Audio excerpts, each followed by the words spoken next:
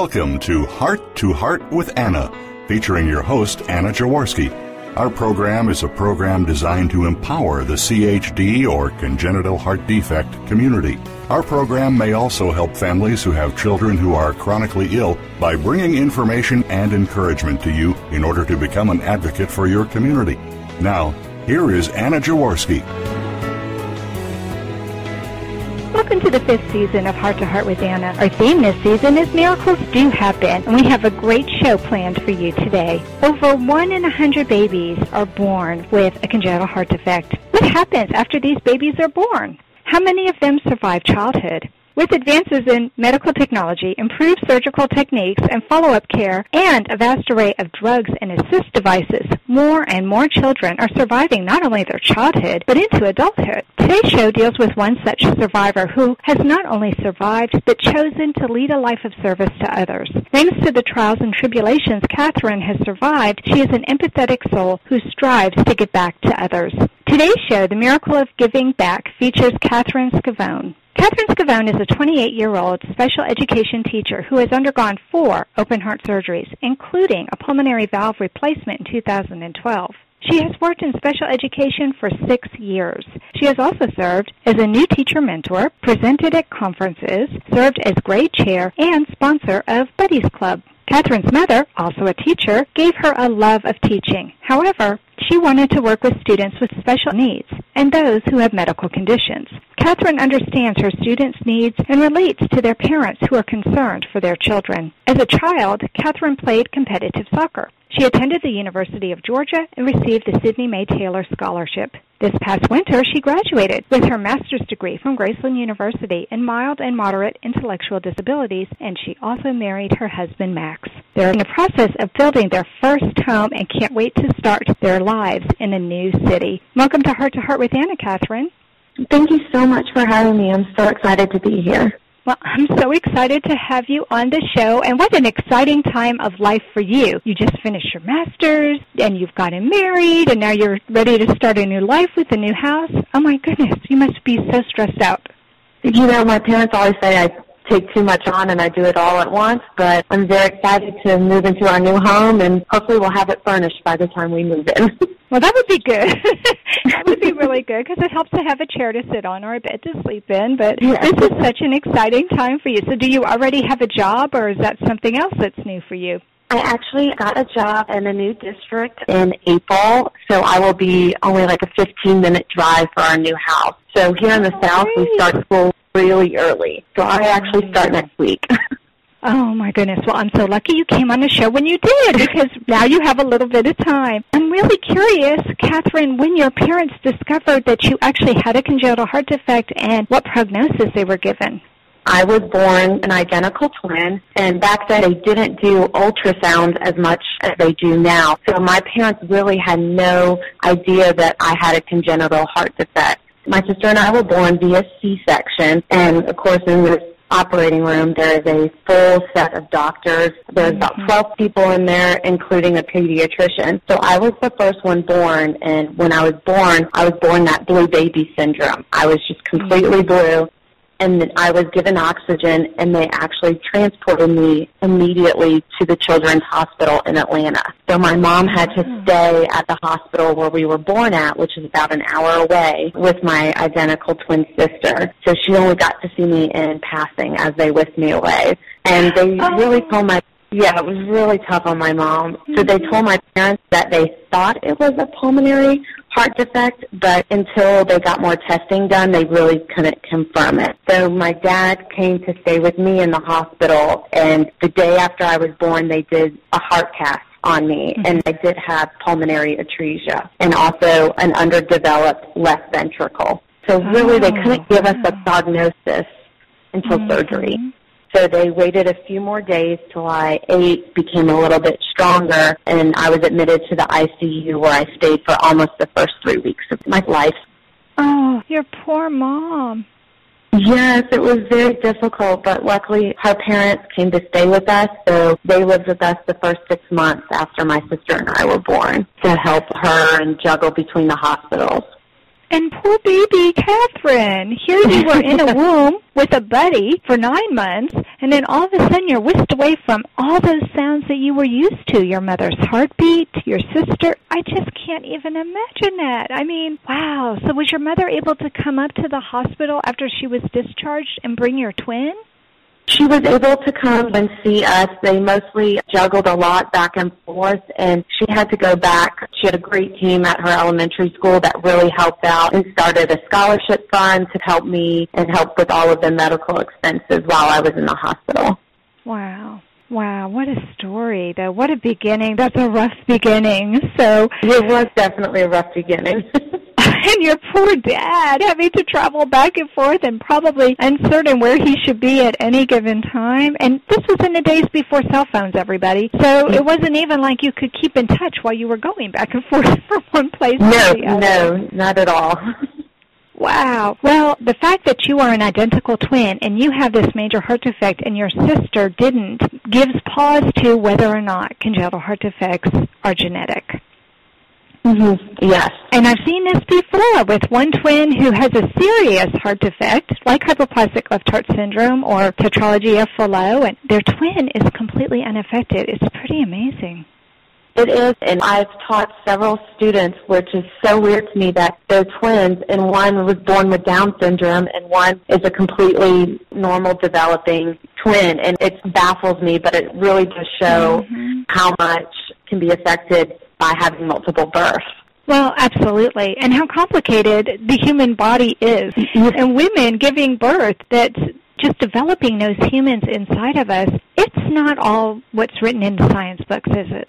No, it's definitely not. And my mom still has such a bond with me as she does with my sister. I think my dad and I, though, have a stronger bond because he spent more time with me in the hospital. He was the one that had to hear all the medical news and relay it to my mom. Mm-hmm. Yeah. Well, it's amazing. Even as infants, we may not have real memories of what happened at that time, but I think our brain knows. And I think that we do develop that sense of, for you, it was probably a great sense of security, that one voice that you had been hearing while you were developing inside your mother's womb, one voice was there that was familiar. It wasn't all unfamiliar voices, and I just think that's fascinating. Well, you told me in our correspondence that you had 3 open heart surgeries in the first 18 months of your life. What have your parents told you about those surgeries or about your early years? What do you remember? Honestly, I don't remember too much about my early surgeries because they were just when I was so young. From what my parents have told me, my first surgery was when I was 4 days old. Oh, wow. So what they decided to do, being diagnosed with pulmonary-atresia, is to graft the pulmonary valve so that the blood could flow freely into my heart. And the first surgery went well. However, me being so young, I aspirated some of the milk from my stomach into my lungs. And at that point, I became in critical condition. So that night, my cardiologist actually spent the entire night by my bedside just because of how nervous he was and how critical I was. And then 2 days after my first surgery, they had to go back in and put in a shunt to help my left ventricle because my left side of my heart was so underdeveloped. And during that surgery, my lungs started filling with fluid, so my first Christmas was actually spent in the ICU. Aww. And we still have today in my house around Christmas time, my mom still puts out the Christmas cards that the nurses had made for me, for my family while we were in ICU. How sweet is that? Oh, my goodness, and that your mother has cherished that over all of these years. Wow, that's really special. So you went through a lot. Did your left ventricle respond to the shunt? Did it start to grow? It did. My left ventricle responded, and when I was 18 months old, I had the third surgery, so that's when they decided to take the shunt out. And the surgeon also wanted to rework what he had done on the graft. And the surgery was successful. However, I had difficulty coming off of bypass, and they actually had to open me back up, put me back on bypass, and I stayed in ICU with my chest open just in case they had to go back in for more surgeries. And my mom said that was a long time, a couple weeks in the hospital. She told me I was scared of everybody that came into the room. Aww, my dad says I'm a really proactive person now because with how much I had to be pricked and poked when I was a kid, that I just became this very proactive person. But my mom said her favorite time was when we go through rides with the wagon in the hospital. And also, if you remember Teddy Ruxpin, I don't know if you remember. Yes, and she said that was my favorite thing to do in the hospital, was to ride the wagon and listen to the Teddy Ruxpin stories. Oh, that's so cute. Oh, that's so interesting. I just had a guest on, and we were talking about that very same thing. And here you were in Atlanta, and there he was in Australia. The same thing. The only thing he really remembered from his open heart surgeries was being in the little red wagon, being pulled around in the little red wagon. So isn't that funny? That's the godsend. Everybody who's listening who works in a hospital, make sure you have plenty of wagons, because these kids really look forward to that, and they respond to that. But, oh, my gosh, Teddy Ruxpin, I haven't thought about him in years, but that was a very popular toy for a while, and how comforting to have that soft bear to snuggle with. And, yeah, it used to tell stories and sing songs, if I'm not mistaken. Yes. That is so neat. So you don't really remember that, though, because you were just a baby. I mean, maybe you do remember the rides and the Teddy Ruxpin, but I imagine maybe some of those memories are from your parents telling you about it. Yes, definitely. I don't remember too much. Really, most of my memory comes from going to doctor's visits every year. That's really where a lot of my memory of having a heart condition. But my mom would always make it a really fun time for us. She would take the day off when we knew we had a cardiologist appointment, and we'd make that our little shopping trip after the doctor's appointment and make it a day with just us two.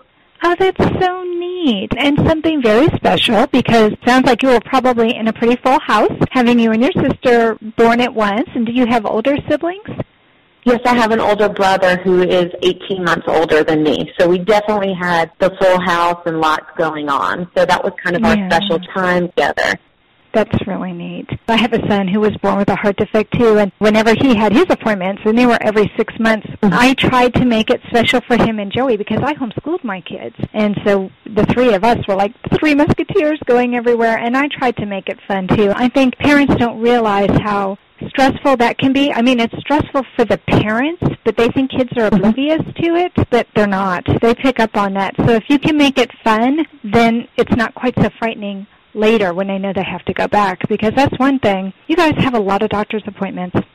Yes. Most of the time we'd have to go annually, but it would be an all-day-long appointment, and then you never knew if you had to get scheduled for an MRI, so that was another day taking off, and so we kind of never knew. So my mom did a great job of really making it kind of like a little special time with us.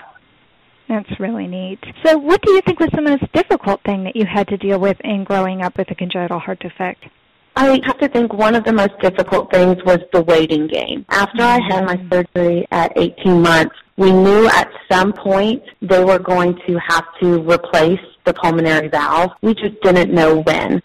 So it was kind of an every year thing of going to the doctor, seeing what the echo showed, and then determining if I needed more tests to see if I had surgery. My cardiologist was always like, don't live in Cinderella land, because this is going to happen. We just don't know when. And I can remember in 5th grade going to the doctor, and the echo didn't look so great. And he was like, I think this summer is the summer we're going to have to replace your valve. And I just remember sitting in the office with him just crying, because I had no idea what to expect. But luckily we ran some more additional tests, and I was in such good shape that they didn't want to do it. Because, of course, with any kind of valve replacement, as soon as you get a new valve, the time starts ticking of when you're going to have it replaced again. So definitely always being cautious and knowing that this may happen. The surgery may have to happen. I think also just being born an identical twin and having that healthy twin, I always kind of felt a little different. And we both played competitive sports, and knowing I could never take a day off. If the team had a 2-week break, most of the girls could go without training in that 2 weeks, and I knew if I had to stay up to that stamina, I had to work out during those 2 weeks or during all my time off. So that was also a little difficult, just kind of always knowing you couldn't take the break like everybody else could, because my body would take longer to get back in shape than everybody else's.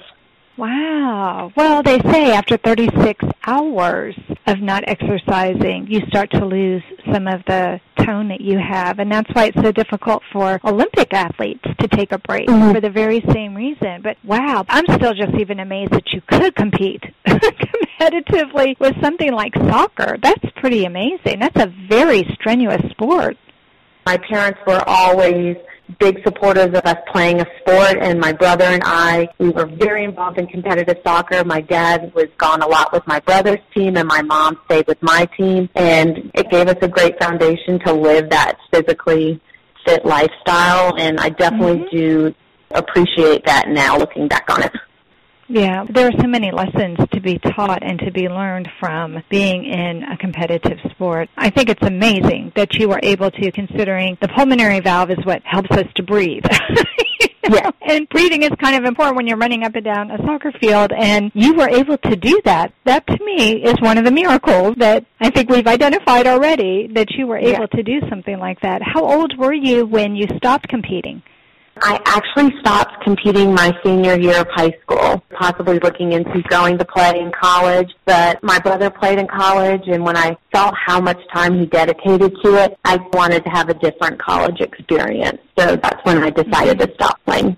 Wow, you went all the way through high school. That's amazing. Well, this has been so much fun, Catherine. Don't leave yet, but we do need to take a quick commercial break. When we come back, we're going to talk to Catherine about the other miracles that she has experienced. We already talked about one, and that is her playing sports competitively despite having 3 open-heart surgeries and having a pulmonary valve that had issues. That's really, really quite amazing. But stay tuned, and you can hear even more of the miracles that Catherine has experienced. We'll be right back. Anna Jaworski has written several books to empower the congenital heart defect, or CHD, community. These books can be found at Amazon.com or at her website, www.babyheartspress.com. Her bestseller is The Heart of a Mother, an anthology of stories written by women for women in the CHD community. Anna's other books, My Brother Needs an Operation, The Heart of a Father, and Hypoplastic Left Heart Syndrome, a handbook for parents, will help you understand that you are not alone.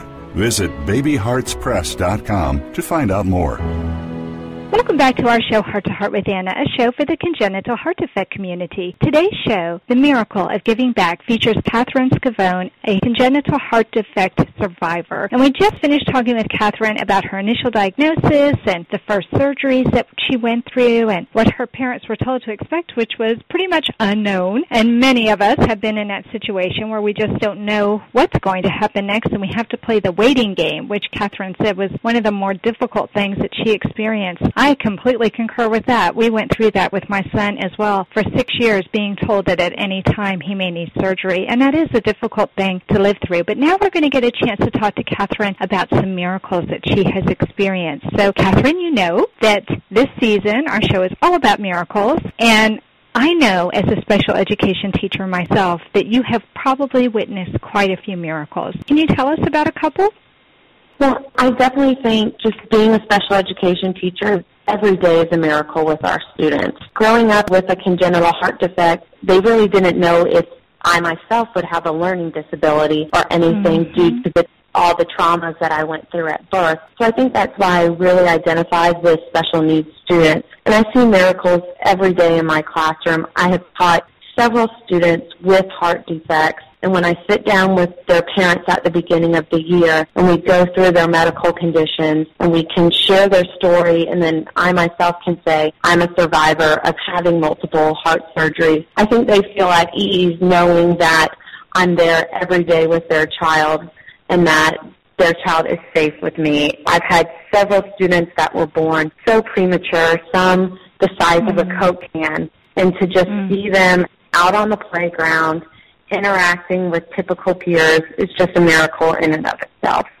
It really is. And I think when you are a special ed teacher, and for those of our listeners who don't know, I was also a special education teacher, you have a much greater appreciation for how intricate the human body is, for all the different things that can go wrong, but more than that, for the human spirit and how these kids are so resilient and how they can overcome what seems like insurmountable obstacles. One of the joys of my life really was being a teacher of the deaf and hard of hearing and being a witness to children who really were miracles.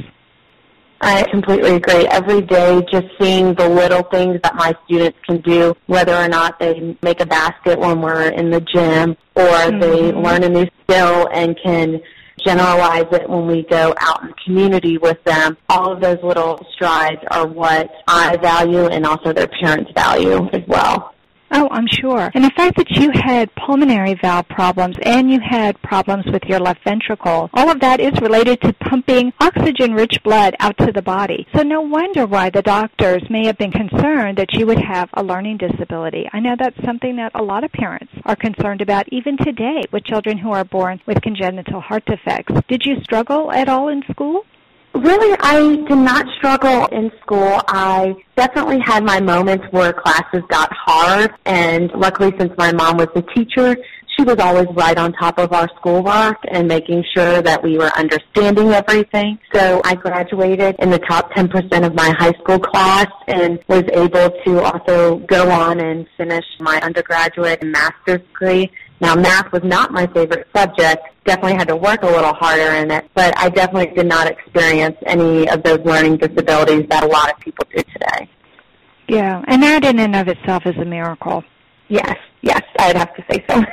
A miracle and a blessing that you were able to do that. And it almost makes you wonder, and I didn't ask you if you were a Christian or if you feel this way, so I'm going to just jump out there. But I know with my son, I had one son, and it sounds like your mother too, who was heart healthy, and then I had a child with a heart defect. And it was a totally different experience, but I really wondered if when God gave me Alex, he also gave me a mission. And that mission was to use my education and to use my abilities to help others in the CHD world. And I never would have expected that. I didn't have any exposure to congenital heart defects. As far as I know, none of my deaf students had heart problems. If they did, it wasn't anything that was brought to my attention. So I felt like I was in a whole new world. And it sounds to me like maybe you were given this condition so that you could be there to minister to these little ones whose parents are probably terrified, and here their teacher understands probably like nobody else can exactly what they're facing. Yeah, I definitely think so. And even my mom has experienced that. When she was a teacher, she actually got a child who I babysat, and the mom requested that my mom teach her son because he had a congenital heart defect, and she wanted a teacher that was familiar with that. So Russell was one of her last students in her class before she retired, and that was just a blessing that my mom could help Russell out, and that also Russell's mom could feel safe knowing that he was at school with somebody who knew his heart defect. And I bet his mom feels that was a miracle, that she could have a teacher who had a child with a heart defect as well, and that she could rest a little bit easier knowing that he would be watched by somebody who knows what to look for. Yes, it was a great blessing, and knowing that your child was safe at school. Yeah, I love that story. That's just so amazing. I can't believe how fast the time is going, Catherine. We need to take another quick commercial break. But listeners, don't leave yet, because when we come back from commercial, we're going to have Catherine tell us some advice that she has to offer parents and adults with congenital heart defects. We'll be right back. Anna Jaworski has spoken around the world at congenital heart defect events, and she is available as a keynote or guest speaker for your event. Go to hearttoheartwithanna.com to learn more about booking Anna for your event. You can also find out more about the radio program, keep up to date with CHD resources and information about advocacy groups, as well as read Anna's weekly blog. Anna wants you to stay well connected and participate in the CHD community. Visit hearttoheartwithanna.com today. Welcome back to our show, Heart to Heart with Anna, a show for the congenital heart defect community. Today's show, The Miracle of Giving Back, features Catherine Scavone, a congenital heart defect survivor. And we just finished talking with Catherine about the miracles that she has experienced and the miracles that she has witnessed in her life. And I just have loved our show so far. I've had so much fun talking to you. But in this last segment, I would love to know, first of all, if there's anything that you wanted to say that you haven't had a chance to say in the first two segments. But in addition to that, I'd love to know what advice you would have for a couple just finding out that they're about to have a child with a congenital heart defect. Well, I definitely think knowing that your child will have a congenital heart defect, it is scary. I can't even imagine. But I definitely think one of the things that my parents did was they never held me back. Even though I did have a congenital heart defect, they never said I couldn't do things. Besides maybe getting tattoos and piercings, those are the only limits. But they involved me in sports. They made sure that I stayed physically fit and that I didn't feel any different from any other child growing up. And I definitely think that helped out. And even though there are some children that do have more medical limitations, there are so many groups now in special sporting activities that they can do and that will make sure that they are not surpassing their medical limitations. And I think getting involved in the heart community, when I was born 28 years ago, there was not this heart community that there is now. There are tons of us that are surviving these surgeries and that are in adulthood, and there are so many communities that parents can get involved in to know what to expect for their child.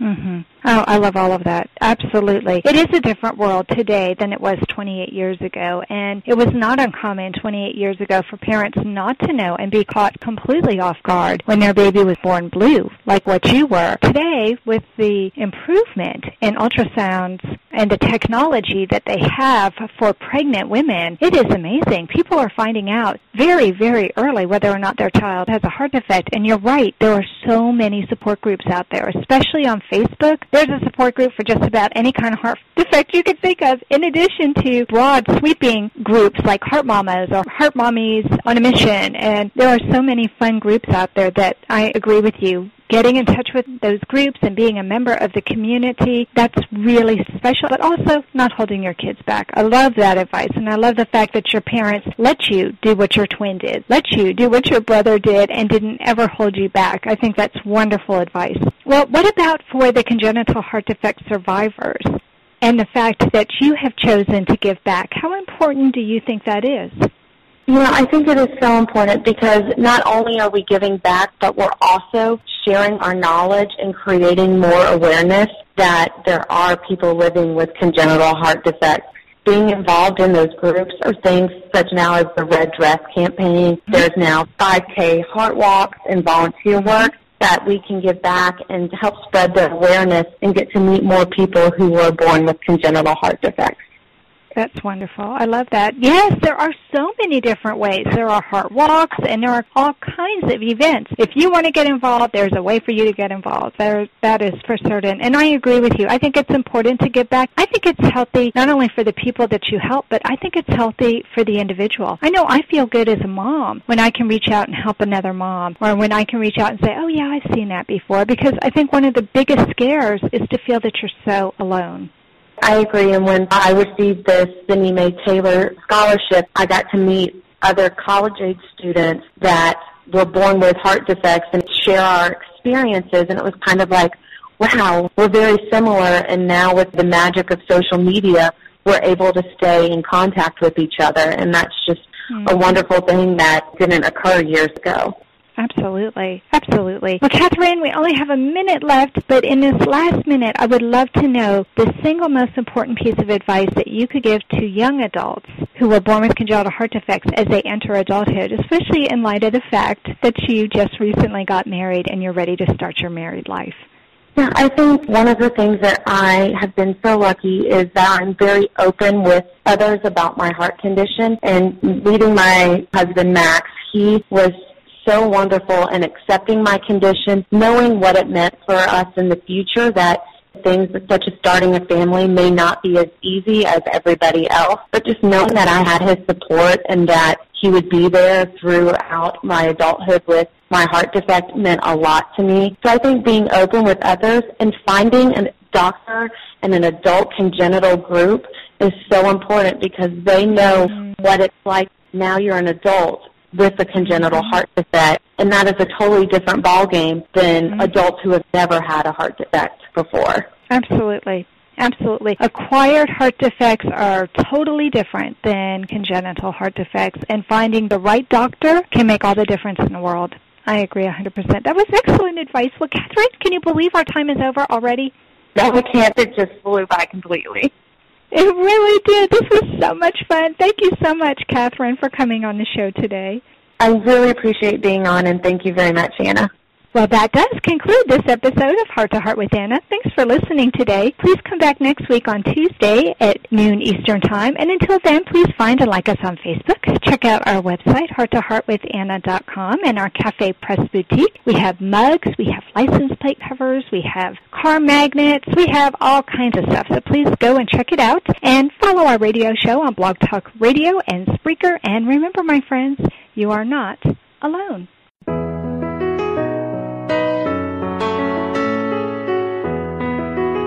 Thank you again for joining us this week. We hope you've been inspired and empowered to become an advocate for the congenital heart defect community. Heart to Heart with Anna, with your host Anna Jaworski, can be heard every Tuesday at 12 noon Eastern Time. We'll talk again next week.